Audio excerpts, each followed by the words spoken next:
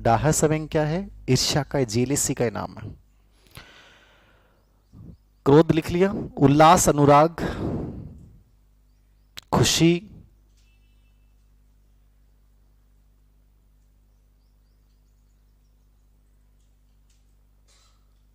स्वीकृति। स्वीकृति भी एक सवेंग होता है, पता है? स्वीकृति भी इमोशन होता है, याद रखना।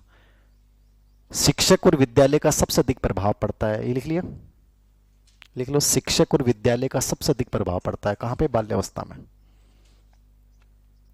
शिक्षक और विद्यालय का सबसे अधिक प्रभाव पड़ता है कहां पे? बाल्यावस्था में।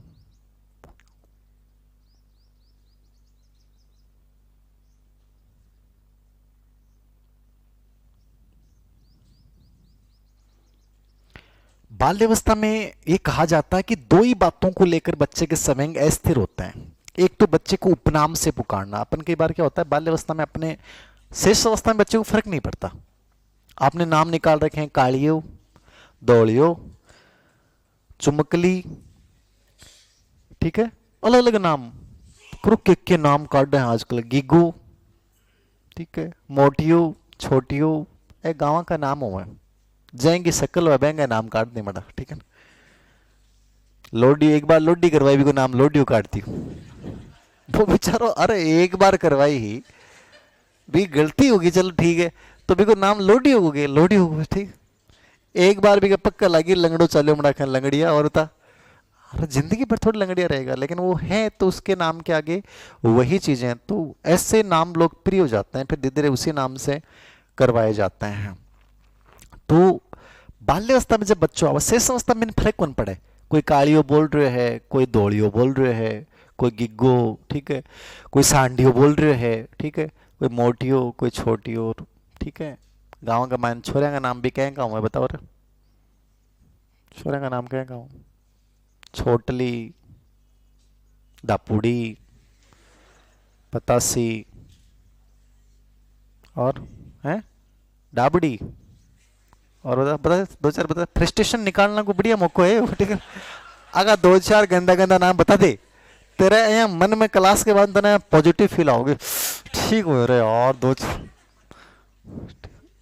बता दे, बोलते दो चार नाम। कौन सी?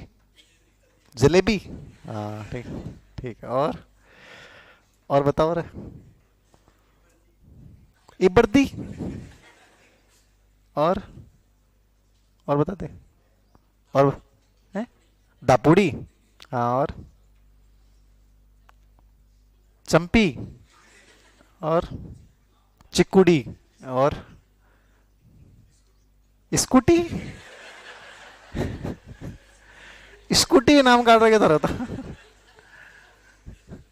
ये आदमी ना आ जाएंगे, नींद आओगी तो बताओ, एक अब तक कोई व्यवस्था बैठी को नहीं आ रही हो, भयंकर जड़ा है मान लो, ठीक है, थारनामा से बहुत परेशान हो आदमी। तो अब वो नाम आपने पहले बोल दिए, कोई फर्क नहीं पड़ेगा, लेकिन बाल्यावस्था में जैन थे आया ये चंपूड़ी के कर रही है, तो बिन बहुत बुरो फील हो है। आपने बच्चे को बोला और कालिया, तो वो चुपचाप आके कह देगा, देख आज तो मैंने कालियो नाम बोल दिया है, मेरो नाम एमराज है, आज के बाद दोबारा जो नाम बोल दियो तो मैं सिर खोल दूंगा तेरे, ठीक है ना। तो उसके इमोशंस इतने हावी हो जाते हैं। एक तो उससे इस बात से प्रॉब्लम है, एक कई होता है अपने शेष अवस्था में आदत होती है, अपने बच्चों के लगे रहते हैं, बेटा गोलू क्या कर रहा है, गोलू भाग क्या, इधर आ, किसी दे, किसी ले ली, अरे दादो लाग रहे है, अरे दादी कर रही है, बापू ही साइड में लाग रहे हैं, मम्मी साइड में लाग रही है। अब वो टाबर सोचे ठीक है ठंड हो रही है, करने दे रहे यार, ठीक, फर्क कौन पड़ा। बाल्यावस्था के बच्चे को आप कभी किस करके देखना, ऐसे कहेगा ना इधर आ बेटा, तो किस करोगे तो वो ऐसा अजीब सा फील करेगा, अजीब देखेगा, करके देखना आप, उसे लगे यार क्यों, किस क्यों किया, मतलब उसको इमोशंस अस्थिर होते हैं, मेरे को किस क्यों किया। तो कभी बाल्यावस्था को ना तो उपनाम से पुकारना चाहिए और ना क्या करना चाहिए, कभी भी चूमना नहीं चाहिए। थारा मान लो बहुत जोरी मटमटी आ गई तो चाहे दीवार के कर लो, ठीक है, लेकिन टाबर का कदे ही नहीं करना चाहिए। लिख लो, इम आगे लिख लो, प्रश्न आवे हैं आजकल। उपनाम से पुकारना, उपनाम से पुकारना और चूमा जाना पसंद नहीं होता। उपनाम से पुकारना और चूमा जाना पसंद नहीं होता, किसको? बाल्यावस्था के बच्चे को। अरे पसंद नहीं होता, ऐसे लिख ले, और क्या लिखाऊं आगे, एक्सप्लेनेशन थोड़ी लिखाऊं को। उपनाम से पुकारना और चुम्मा जाना पसंद नहीं होता, कहां पे, बाल्यावस्था। अब आ जाओ किशोर अवस्था।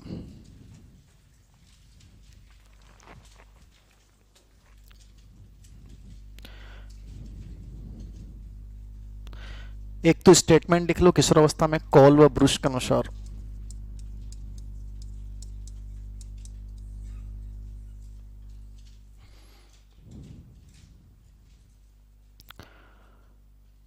कॉल व ब्रुश के अनुसार लिखो, किशोर अवस्था के आगमन का मुख्य लक्षण,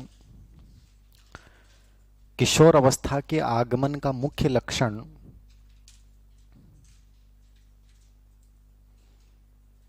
संवेगात्मक विकास में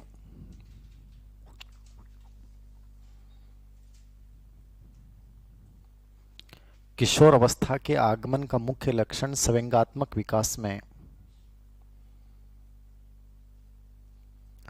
तेज परिवर्तन है या तीव्र परिवर्तन है। किशोर अवस्था के आगमन का मुख्य लक्षण क्या है, संवेगों में एकदम से अचानक से तेज परिवर्तन होते हैं, तीव्र परिवर्तन होता है। ग्रेड फर्स्ट वाले बच्चे स्टेटमेंट देख लेंगे, बाकी छोड़ देना। 3-4 विशेषताएं हैं। बच्चा भाव प्रधान जीवन कब जीता है, एक तो ये प्रश्न ग्रेड फर्स्ट 2022 में भी आया है, और अभी जो संस्कृत शिक्षा विभाग का पेपर हुआ है उसमें भी सेम लाइन आई है, भाव प्रधान जीवन। भाव प्रधान समझ रहे हो आप, भाव प्रधान का मतलब है इमोशनली डोमिनेंट होता है, मतलब वो इमोशंस के अकॉर्डिंग उसका जीवन संचालित हो रहा है, इमोशंस उसके जीवन को कंप्लीटली कंट्रोल कर रहे हैं। इसको अपन कौन सा जीवन बोलते हैं, भाव प्रधान। तो इमोशनली डोमिनेंट मतलब इमोशंस उसके लिए जीवन का प्रभुत्व है, याद रखना। तो लिखो पहली विशेषता, भाव प्रधान जीवन। कौन सा जीवन, भाव प्रधान।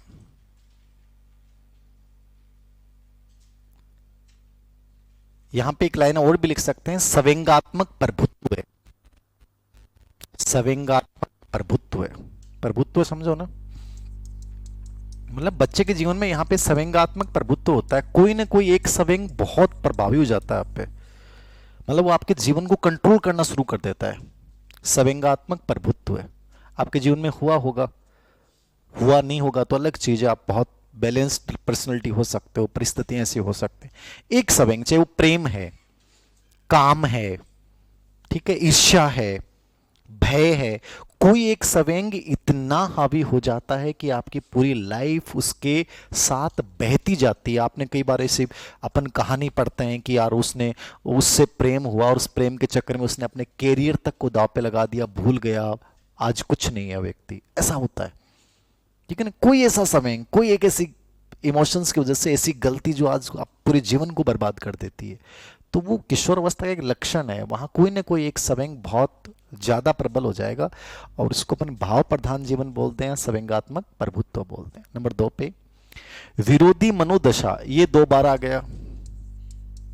विरोधी मनोदशा, विरोधी मनोदशा जानते हो, अरे विरोधी ना इंग्लिश में क्या बोलेंगे, अपोजिट। और मनोदशा का मतलब है मूड, अपोजिट मूड डिसऑर्डर है।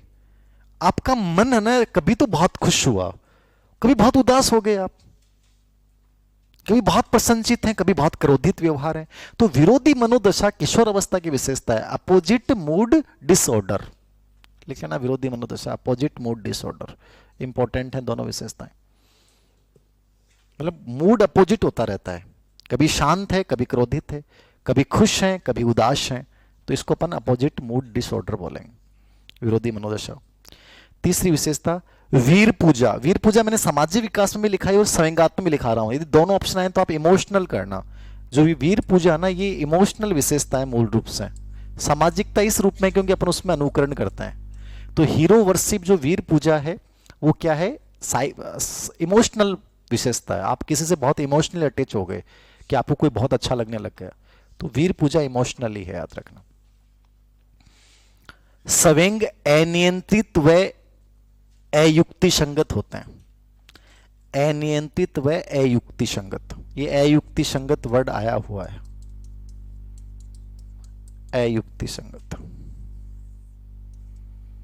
युक्ति अयुक्ति संगत समझ रहे हो, तार्किक नहीं होते हैं, कुछ भी हो जाता है उसमें, आपको तार्किकता चाहिए भी नहीं होती इस समय। एक मूवी किसी ने देखी हो आपने, मुझे एक जी नाम ही नहीं आ रहा, वो प्यार पे थी और मैंने बहुत पहले देखी थी, शायद किशोर अवस्था में मैंने वो मूवी देखी होगी। जैकी श्रॉफ था उसमें और एक वो नया छोरा उस समय आया था, प्यार पे लव स्टोरी पे थी, क्या था, कोई बच्चा बता सकता जिसने देखी हो? प्यार, अच्छी मूवी थी वो, मतलब बहुत अच्छी थी। उसमें क्या था कि वो लड़का लड़के से बहुत प्यार, मतलब वो जो किशोर अवस्था वाली विशेषता बताइए कंप्लीटली, वो लड़का लड़के से इतना प्यार करता है, इतना प्यार करता है, मतलब पागलपन था उसमें, वो उस लड़के के लिए कुछ भी कर सकता है। और उसके चक्कर में वो शायद ये था, वो लड़का आया था ना, आजकल नहीं आता यार वो बीच में, आफताब, आफताब शिवदशानी, उसकी मूवी थी जैकी श्रॉफ की, देखना, प्यार होना ही था या प्यार, ऐसा था। आफताब शिवदशानी और जैकी श्रॉफ उसका बड़ा भाई है। तो उस मूवी में वो लड़का, मतलब आपको ऐसा लगेगा यार गजब मूवी है, मतलब अच्छा लगेगा, पूरा फील अच्छा, वो पागल है, वो सच में ऐसा होता है, उसके लिए कुछ भी कर रहा है, और उस लड़की के चक्कर में वो अपनी जिंदगी में हर चीज खोता जा रहा है और अपने भाई तक को खो देता है। वो भाई जो उसके लिए सब कुछ कर रहा था, उसके प्यार के लिए, सब चीजों के लिए, तो लास्ट में वो लड़का फिर रियलाइज करता है चीजों को लेकर कि यार क्या यही प्यार है, ऐसा ये मूवी है, क्या यही प्यार है, ठीक है। तो वो कहता है क्या सच में यही प्यार है क्या, प्यार का मतलब ये है क्या। तो वो लड़की जब उसको लास्ट में मिलती है ना, तब वो कहती है आई लव यू, तब वो लड़का कहता है नहीं, तो वो लड़का उसको नकार देता है, उसको लड़की को, क्योंकि उसको सच में उसके अंदर ये भाव जागृत हो जाता है कि यार ये तो क्या है, ये तो मैंने इतना खो दिया है कि इसके पाने का कोई मतलब ही नहीं रहा। तो ये मेच्योरिटी लेवल की वो अच्छी मूवी थी, वो चली नहीं मूवी। इसका रीजन था कि हिंदुस्तान में लोगों को ये देखना, हैप्पी एंडिंग देखना अच्छा लगता है, कि एंडिंग हैप्पी होनी चाहिए। और उस मूवी में बहुत अच्छा मैसेज था कि यदि इस तरीके से यदि आप अपने आप को और अपने भाई को और अपने क्लोज रिश्तों को खोकर तुम यदि किसी प्यार को प्राप्त करते हो, तो वो प्यार नहीं है, वो एक प्रकार से वो गलत है। तो अच्छी मूवी थी वो। तो मतलब अयुक्ति संगत का मतलब मैं इसलिए बोल रहा हूं कि उस लड़के ने जो हरकतें की ना उस मूवी में, वो अतार्किक थी। उसने अपने भाई की किसी बात को स्वीकार नहीं किया, वो पागलपन की तरह भागता गया, कैरियर तक को दांव पे लगा दिया। तो इसको अपन क्या बोलेंगे, अयुक्ति संगत। भाई तार्किकता तो क्या कहती है, आप अपने जीवन में पहले अपने आप को बनाओ, उसके बाद किसी दूसरे व्यक्ति को इंपॉर्टेंस दो। आप उसको इतनी इंपॉर्टेंस मत दो कि आप अपने आप को खोने लग जाओ, क्योंकि जिस दिन आप अपने आप को खो दोगे तो लोग क्या करेंगे, आपसे बेहतर की तलाश में हमेशा रहता है। आप किसी से इमोशनली कितने अटैच हो जाना, कितना ही गजब का रिश्ता क्यों नहीं हो, आपको लगता है कि ये आदमी मेरे साथ गलत नहीं कर सकता, लेकिन जिस दिन उस इंसान को तुमसे बेहतर कोई मिल गया ना, वो धीरे धीरे तुम्हें इग्नोर करना शुरू कर देगा। ये चीज हमें इस समय समझ में नहीं आएगी, बाद में समझ में आती है। तो यहाँ अयुक्ति संगत है, कंप्लीटली तार्किक नहीं होता है बच्चा। वो सोचता है पता नहीं प्यार मिल जाएगा तो बाकी सब चीजें ऑटोमेटिकली मिल जाएंगी, जबकि कुछ प्यार व्यार कुछ नहीं है, सब बकवास बातें हैं। नेक्स्ट लिखो, अयुक्ति संगत शब्द में समझ में आ गया। क्या लिखा फिर, ठीक, अमूर्त संवेग होते हैं यहाँ पे। कौन संवेग होते हैं, अमूर्त। अमूर्त जानते हो, अमूर्त संवेग किसको बोलते हैं, एब्स्ट्रैक्ट इमोशंस। एब्स्ट्रैक्ट इमोशन क्या है, मतलब दिख नहीं रहा फिर भी फील कर रहा है। आपने किया होगा कई बार, आज भी करते हैं अपन लोग, मतलब कोई इंसान से अपन मिले नहीं लेकिन उसको फील कर रहे हैं, यार मैं उससे मिल रहा हूं, कितना अच्छा लग रहा है, उसके चेहरे के फील, पता नहीं क्या क्या फील कर लेते हैं। ये अमूर्तता है, जो चीज हमें मिली नहीं उसको आप सिलेक्शन को फील कर लोगे। सिलेक्शन हुआ नहीं, देखा नहीं आपने सिलेक्शन, लेकिन मैंने जैसे वर्णन किया आपके सामने, तो हो सकता है आप उसको इमेजिन करोगे, यार ऐसे होगा वो होगा, मैं यहाँ, मतलब हर चीज को अपन। तो किशोर अवस्था में बच्चा क्या होता है, एब्स्ट्रैक्टली चीजों को फील करता है, जबकि उसके सामने ऐसा कुछ भी नहीं है। तो ये अमूर्त संवेग यहाँ पे पाए जाते हैं। अयुक्ति संगत हो गया, अनित हो गया। आगे लिखना, संवेगों में आंधी और तूफान की अवस्था। सवेंगों में कौन सी अवस्था होती है? आंधी और तूफान।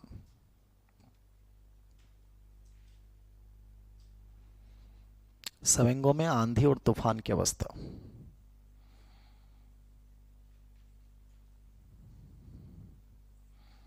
लिख लिया?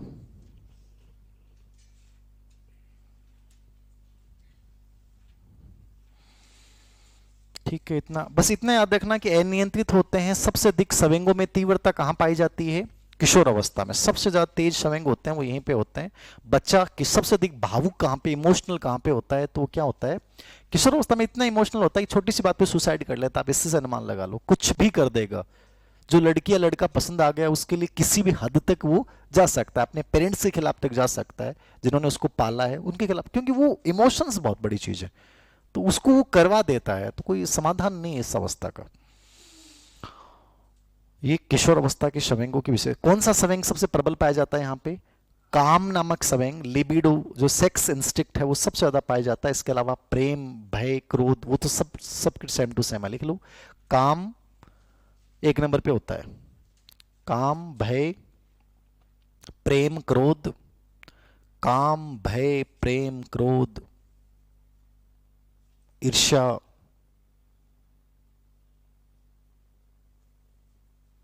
दया प्रमुख होते हैं सवेंगों में। क्या होते हैं? प्रमुख होते हैं।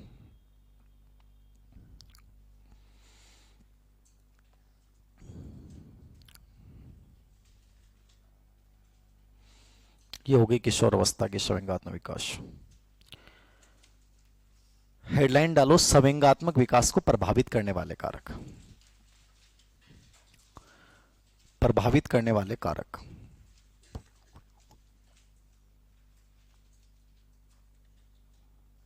कौन से कारक प्रभावित करेंगे?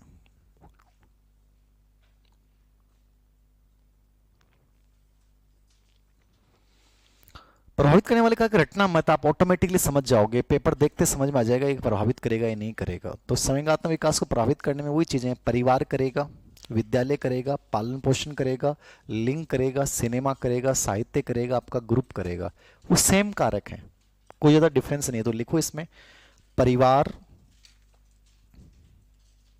अब मुझे बताने की जरूरत नहीं है परिवार पे कैसा प्रश्न पूछ सकता है, कैसे भी भाषा घुमा देगा। माता पिता का प्रभाव पड़ता है, माता पिता में लड़ाई झगड़े ज़्यादा होते हैं तो बच्चे के सवेंग ऑटोमेटिकली अस्थिर हो जाएंगे। मम्मी पापा में जितना प्यार है उन बच्चों के इमोशंस उतने स्टैटिक होते हैं, स्थिर होते हैं, याद रखना। तो ये सब चीज़ें प्रभावित करती हैं। जो बच्चे अपने सवेंगों को कम अभिव्यक्त करते हैं उनके, याद रखना, उनके घर का वातावरण कठोर रहा है। मम्मी पापा के बीच एकदम औपचारिक, मतलब एकदम नॉर्मल बातें होती हैं, ज़्यादा हंसी मजाक नहीं होता। जो बच्चा बहुत खुल के हंसी मजाक करता है ना, वो मान लेना उनके मम्मी पापा भी बहुत एज ए फ्रेंड रहते हैं, खुल के रहते हैं, वो खूब मस्ती करते हैं, तो वहाँ के बच्चे भी मस्ती भरे हो जाते हैं। समझ रहे हो आप? अपने टाइम में अपने पेरेंट्स में होता नहीं था, तो आज भी अपने को उस चीज़ें फील होती हैं। अपन वैसे ही हैं, हर जगह संकोच करते हैं, और यहाँ हंस देंगे तो क्या होगा, और ये से बोल देंगे तो क्या होगा। अब आपके जो गोलिये मोलिये होंगे ना, वो आपको देख देख के वैसे ही बन जाएंगे, क्योंकि आजकल लोग चिपके रहते हैं अपनी पत्नियों के, ठीक है। तो वो बच्चा देखा, ठीक है, हंसी मजाक चलता रहता है, तो वैसा ही बच्चा भी वैसा ही धीरे डेवलप होना शुरू हो जाता है। तो वो ज़्यादा फ्रैंक होते हैं, मैंने फ्रैंक बोलता है ना कि अरे फ्रैंक है बच्चा। उन पेरेंट्स के बच्चे फ्रैंक होते हैं जिनके माता पिता के रिलेशनशिप बहुत फ्रैंकली रहे हुए हैं, जहाँ ज़्यादा मतलब बनावटीपन नहीं रहा हो, तो वहाँ अच्छे बच्चे, वो इमोशंस अच्छे अभिव्यक्त होते हैं उनके। 2 नंबर पे विद्यालय का प्रभाव। परिवार लिख लो ना, दूसरा विद्यालय। और इनको रियलाइज किया, जोड़ा करो अपने जीवन से कि मेरे मम्मी पापा ऐसे हैं, हाँ यार मेरे में ये इमोशंस, हाँ मम्मी पापा के सामने मैं कभी हंसी मजाक नहीं करता। अपन हंसी मजाक नहीं करते थे मम्मी पापा के सामने, कभी नहीं करते थे, तो अपने अंदर वो चीज़ थी। अब आजकल के बच्चे तो हंसी मजाक करते हैं, खुल के खेलते हैं, खूब मस्ती करते हैं, तो वो ज़्यादा फ्रैंक हो रहे हैं, आप ये देखना। तो ज़्यादा अच्छा हेल्दी है वो चीज़, नेगेटिव नहीं है। मनोविज्ञान तो कहता है ऐसा ही होना चाहिए रिलेशनशिप। अब अपन जहाँ खुलते थे दादाजी के साथ, दोस्तों के साथ, चाचा जी के साथ खुल जाते थे, उनके साथ हंसी मजाक कर लेते थे, लेकिन पापा के साथ और पापा से जो बड़े हैं उनके साथ तो अपन सोच ही नहीं सकते थे कि बेटा इनसे तो दूरियां बना के रखने में फायदा है। नेक्स्ट लिखो। विद्यालय हो गया। फिर लिखो अभिलाषाओं का पूरा ना होना, आपकी अधूरी इच्छाएं प्रभावित करेंगी नहीं करेंगी? अधूरी इच्छाएं जानते हो ना, अधूरी कहानियां। कितने लोगों की कहानियां अधूरी रही हैं? हाथ ऊंचे करना। 1 2 3, लड़के लड़के 4, लड़कियां हाथ ऊंचा नहीं करती। मतलब ये इनको इन्वायरमेंट ऐसा मिला लड़कियों को बेचारियों की, इनकी रही भी है ना तो ये सोचेंगे रहने तो रखी मतलब है यार, रहेगी तो रहेगी क्या मतलब। ये नमूने हैं, ये तुरंत हाथ अरे रहनी ही था, लक्ष्य नहीं आएगा बताओ।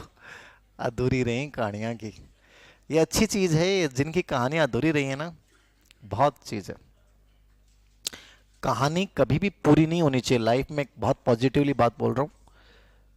कहानी हमेशा अधूरी रहेगी, वो बहुत बेहतर है आपकी लाइफ में। कहानियां सब पूरी होने लग जाएंगी तो आपकी लाइफ बहुत ज्यादा बेटर नहीं होगी। नोट कर लेना इस चीज को। नेक्स्ट, विद्यालय लिख लिया। थकान, थकान भी सवंग को प्रभावित करती है। जब तुम थक जाते हो तो सवंग क्या होते हैं? अस्थिर होते हैं। अरे शाम कैसे थारा सवंग संग का डावाडोल रहे। सुबह सुबह आप बड़े पॉजिटिव फील करते हो, दोपहर में तो और ही हालत खराब, चिड़चिड़ा हो जाओ, शाम तक आएगा हो जाओ जना टूटेडा सा, ठीक है ना। बी टाइम पर कोई छोटी सी भी बात नेगेटिव बोला वो थन फील होगी। और मॉर्निंग में इतना फर्क नहीं पड़ता क्योंकि उस समय आप एनर्जी के साथ उठते हैं तो उल्लास होता है। थकान है ना वो सवंगों को क्या करती है? प्रभावित करती है। नेक्स्ट, थकान हो गया, अभिलाषा का पूरा नहीं हो गया, विद्यालय हो गया। लिंग, लड़कियों के इमोशंस क्या होते हैं? ज्यादा स्थिर होते हैं, लड़कों के अस्थिर रहते हैं।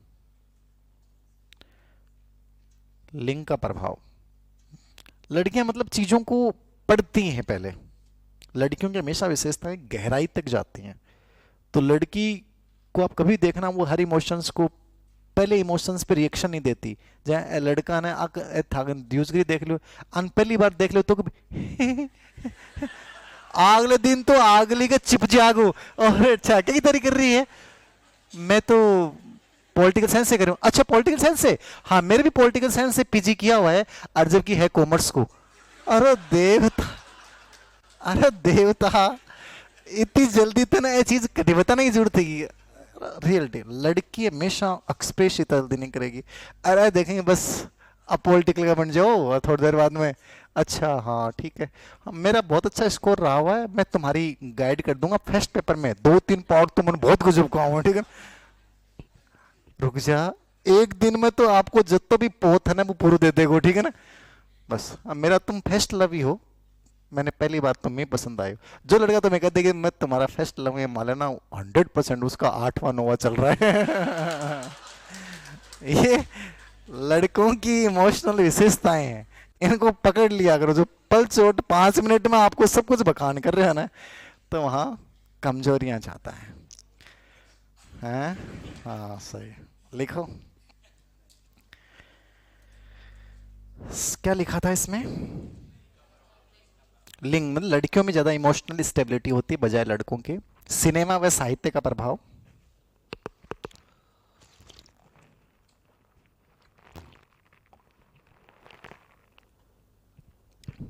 प्रभाव पड़ेगा।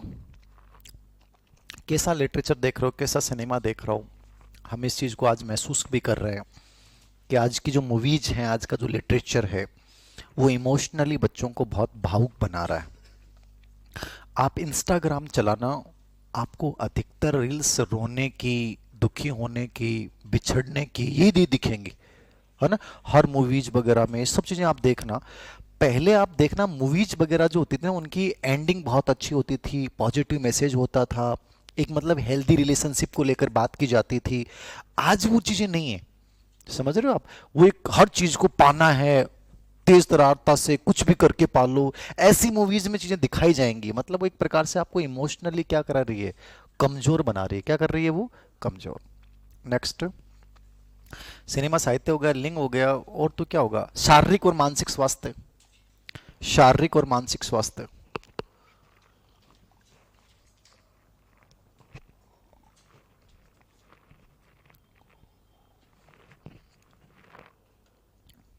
प्रभावित करेगा।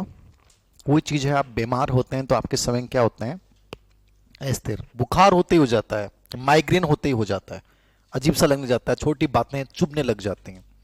और मेंटली जो बच्चा मंद बुद्धि होते हैं उनके स्वयं तो बहुत ज़्यादा स्थिर होते हैं। मैंने व्यक्तिगत विभिन्नता टॉपिक जो सेकंड ग्रेड वाले बच्चों के उनमें पढ़ाऊंगा मैं, कि वो बहुत जल्दी चीज़ों को बिखेर देते हैं, बहुत जल्दी तोड़ देते हैं, कुछ भी कर लेते हैं। तो बुद्धि का भी प्रभाव स्वयंों पे क्या कर पड़ता है। ये प्रभावित करने वाले कारक हैं। आयु, ये लिखना, आयु है परिपक्वता, आयु है परिपक्वता।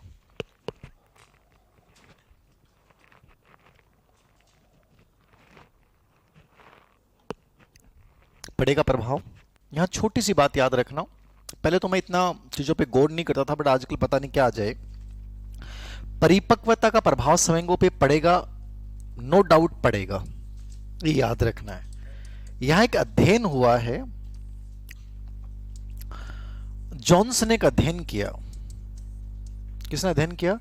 जॉन्स ने। और उसने अध्ययन किया कि 2 या 3 साल का बच्चा था और उस बच्चे के सामने एक सांप के एक बच्चे को लाके रख दिया। तो उस बच्चे ने क्या किया, जैसे उस सांप के बच्चे को देखा तो उसने उसको पकड़ लिया और नोच लिया और उसको पीछे से खाना शुरू कर दिया। ठीक है, वही बच्चा फिर उसने प्रयोग किया 10 साल के बच्चे पे। जैसे उसके सामने सांप का बच्चा रखा तो वो भाग्यो, कूद्यो, रोयो जोर जोर से, सांप आगो, सांप आगो। समझ रहे हो? तो इसने क्या कहा कि बच्चा जब तक मेच्योर नहीं था तब तक उसके अंदर डर नहीं था। आप ये देखना, छोटे बच्चे में डर नहीं होता। वो बेड से चलेगा, उसको लगेगा ऊंचाई है, देख लेगा, फिर भी कूद जाएगा। वो गिरेगा, छत से कूद जाएगा, उसे फर्क नहीं पड़ता, कीड़े मकोड़े को खा जाएगा। लेकिन जैसे अब बड़ा होता है तो अपन सिखाते हैं, बेटा ये जानवर बहुत खतरनाक होता है, यू खाए बाद में पानी कौन मांगे आदमी, ठीक है बेटा, कुत्ता से बच के रहियो, कुत्ता बहुत गंदा हुआ है बेटा, बगल वाली आंटी है ना, इससे बच के रहिए, क्यों भी करवास कहते हैं, क्यों भी देश के। तो धीरे धीरे भी टाबर के अंदर आप तो डर पैदा करते हैं कि वो चीज़ कोई भी करे तो ये मार सकता है, ये भी खा सकता है, और वो बच्चा इंटरनली बहुत कमजोर हो जाता है। समझ रहे हो आप? परिपक्वता के साथ स्वयंगों की जो गति है, महसूस करने के भाव हैं, वो बढ़ते हैं। और परिपक्वता कम होती है तो हमें चीज़ों को पता ही नहीं चलता। ये दूसरा प्रयोग किया गुड एनएफ ने, उसने भी इसी आधार पे बताया, गुड एनएफ ने, कि उसने 10 वर्ष की एक अंधी बालिका और बहरी बालिका दोनों पे एक प्रयोग किया, लेकिन दोनों की जो रिस्पॉन्स था वो क्या था, सेम था, क्योंकि दोनों की एज क्या थी, 10 वर्ष। तो इसने ये कहा कि देखो परिपक्वता प्रभावित कर रही है, परिपक्वता दोनों की सेम है तो उनकी अभिव्यक्ति भी क्या है, समान। तो एक हल्का सा याद रखना कि जॉन्स और गुड एनएफ ने इस पे अध्ययन किया था परिपक्वता पे, कि परिपक्वता स्वयंगों को क्या करती है, प्रभावित। याद तो आपके नॉर्मली रह जाएगा ही, लिख लो। गुड एनएफ तथा जॉन्स का अध्ययन ये बताता है, गुड एनएफ तथा जॉन्स का अध्ययन ये बताता है, गुड एनएफ और जॉन्स का अध्ययन ये बताता है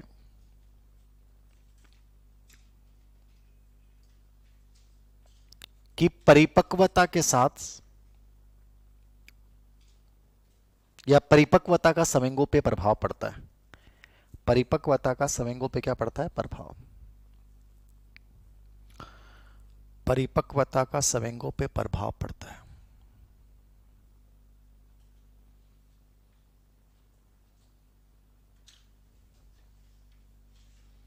लिख लिया? बहुत बढ़िया। अगला बिंदु लिखना अधिगम। अधिगम भी प्रभावित करेगा इमोशंस को। आप कोई चीज़ को लर्न करते हो स्वयं ज़्यादा पॉजिटिव होता है, कोई चीज़ को लर्न नहीं करते हो स्वयं ज़्यादा नेगेटिव होता है। लर्निंग, अधिगम मतलब सीखना स्वयंगों को क्या बनाता है, सकारात्मक बनाता है। और यदि नहीं सीखते हो तो स्वयं क्या बनते हैं। इसलिए जब लर्न होगा ना आपको, आप देखना कितना पॉजिटिव फील होता है। मान लो आपने टॉपिक समझ लिया, ये 2 घंटे क्लास में आपको चीज़ें क्लियर हो गई, तो आपको बहुत अच्छा फील आएगा।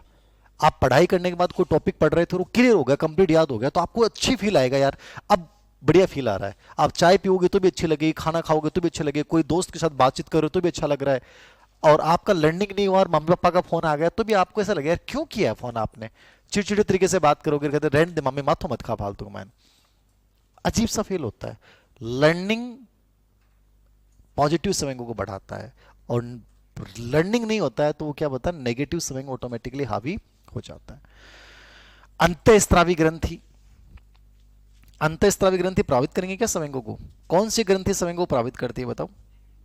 एडिनल ग्रंथि, ये याद रखना ना, एडिनल ग्रंथि स्वयंगों को प्रभावित करती है, मॉर्गन ने बताया था। मॉर्गन ने ये बताया था कि एड्रिनल जो ग्रंथि होते हैं ना वो इमोशंस को सबसे अधिक प्रभावित करती है।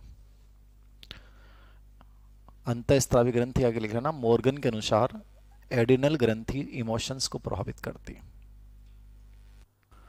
मॉर्गन के अनुसार एड्रिनल ग्रंथि समय को क्या करती है, प्रभावित करती है।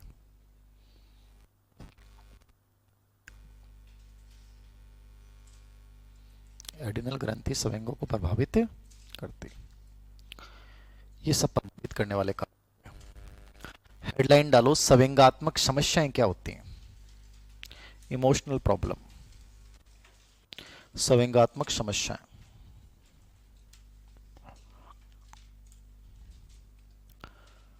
एक प्रश्न आया हुआ है, ग्रेड सेकंड में आया हुआ है, संवेगात्मक समस्याएं क्या होती हैं।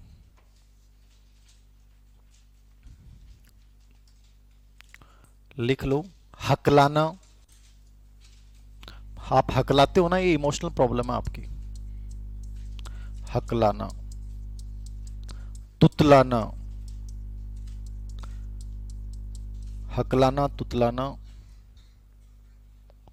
ये आया हुआ है। हकलाने और तुतलाने का कारण क्या है, सेकंड ग्रेड में आया हुआ प्रश्न है, हकलाने तुतलाने का कारण क्या है। तो क्या रीजन है, शारीरिक दोष, मानसिक दोष, संवेगों का अत्यधिक तेज प्रवाह है, क्या आएगा।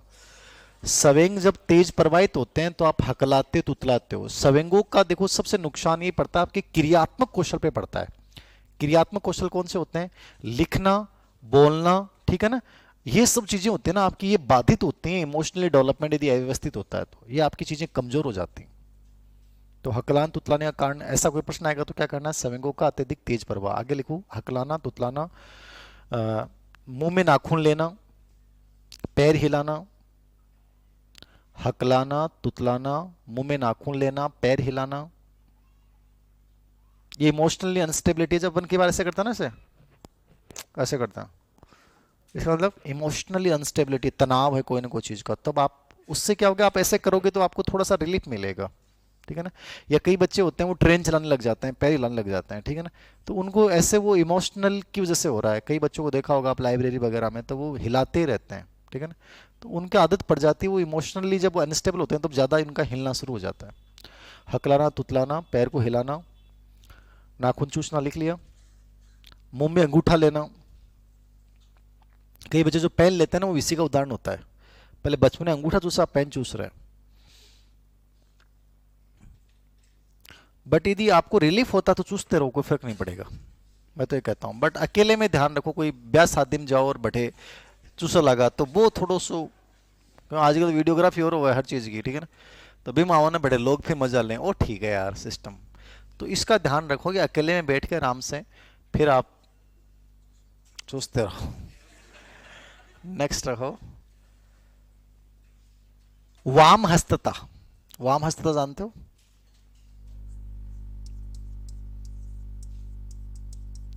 वाम हस्तता जानते हो, लेफ्ट हैंड से जो लिखते हैं, ये इमोशनल प्रॉब्लम है, याद रखना। बट ये लोग बहुत अच्छे होते हैं, दिल के इतने अच्छे होते हैं ये लोग, धरती पे मान लो कि बहुत कम पैदा होते हैं ऐसे बच्चे, और इनकी, इनसे बढ़िया कोई होता ही नहीं। ये सबसे डिफरेंट हैं, सबसे अच्छे हैं, मन के सच्चे हैं, भोले हैं, मासूम होते हैं। इनकी विशेषताओं पे यदि मैं किताब भी लिख दूं तो भी कम है, ठीक है ना, इतने अच्छे बच्चे होते हैं। पढ़ाई में बाकी तो ऐसे होता है। एजुकेशन में लेफ्ट हैंडी का भविष्य बहुत अच्छा होता है, याद रखना। एजुकेशन में उच्चतम पद पे जाने की संभावनाएं पूरी होती हैं लेफ्ट हैंडी। इनकी राइटिंग या तो बेहद खराब होती है या बेहद अच्छी होती है, ठीक है ना। आज से मेरी बहुत बेहद अच्छी है तो मैं उस बेहद अच्छी वाले में हूँ, कहूँ कि बेहद खराब होती है, ठीक है ना। और मैंने कहा एजुकेशन में बहुत अच्छा भविष्य होता है, शिक्षा में इनका कैरियर अच्छा होता है लेफ्ट हैंडी का। और क्या बात बताई थी मेरे को, आयु कम होती है इनकी, एज बहुत ज़्यादा नहीं जिएंगे लेफ्ट हैंडी, याद रखना। तो नौकरी लगने के बाद, नौकरी लगने के बाद ज़िंदगी को जी लेना अच्छे से। और चीज़ें क्या थी, दो चार बातें और थी। ये पॉजिटिव एक्टिविटी ज़्यादा होती है लेफ्ट हैंडियों में, क्योंकि इनका बायां गोलार्ध जो है ना वो ज़्यादा एक्टिव होता है। दायां गोलार्ध, बायां गोलार्ध पॉजिटिव संवेगों को बढ़ाता है, दायां गोलार्ध जो है वो दूसरों के इमोशंस को समझने में मदद करता है। तो बायां गोलार्ध इनमें ज़्यादा एक्टिव रहता है, तो ये पॉजिटिविटी, सकारात्मक संवेग इनमें ज़्यादा होता है। अच्छे होते हैं लोग, ये चीट बहुत कम करते हैं। ये मेरी विशेषता नहीं बता रहा, ये लेफ्ट हैंड की विशेषता बता रहा हूँ। आप देखना एक्स्ट्रा ऑर्डिनरी होते हैं ये लोग, अमिताभ बच्चन, ठीक है ना। मतलब स्पोर्ट्स में आप देखना जितने भी टॉप खिलाड़ी हुए ना स्पोर्ट्स में, जितने भी टॉप, रॉजर फेडरर वगैरह, जितने भी टॉप खिलाड़ी, ब्रायन लारा वगैरह, रियल में बहुत